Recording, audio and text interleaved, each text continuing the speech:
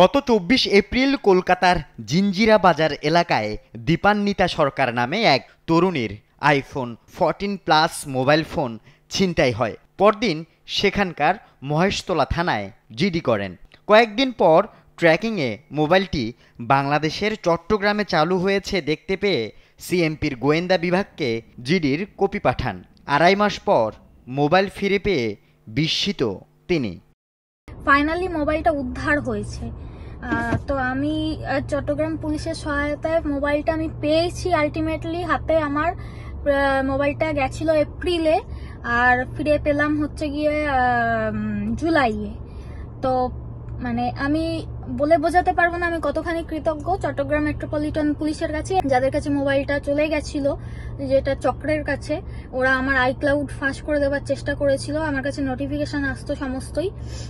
আমি মানে longitude latitude সমস্ত কিছু day to day time to time update দিতাম ওনাদের কাছে, গোয়েন্দা বিভাগের কাছে।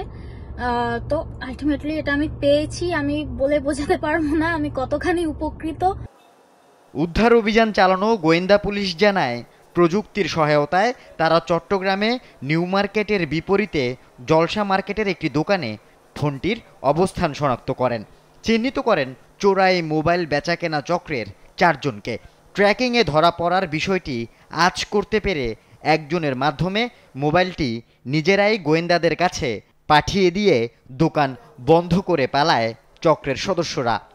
আমি এটা টেকনিক্যালি দেখি যে টেকনিক্যালি পাওয়া সম্ভব না, দেন ম্যানুয়ালি ট্রাই করে এটাকে জলসা মার্কেটের একজনকে শনাক্ত করি যে ইন্ডিয়া বাংলাদেশের চোরা চালান এই মোবাইল ওদেশে পাঠায় চোরাগুলা এবং ওদেশ থেকে এদেশে নিয়ে আসে।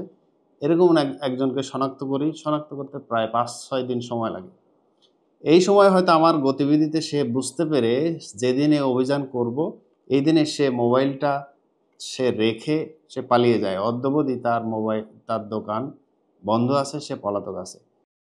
চোরাই পথে মোবাইল পাচারের তথ্য পেয়েছে গোয়েন্দা পুলিশ।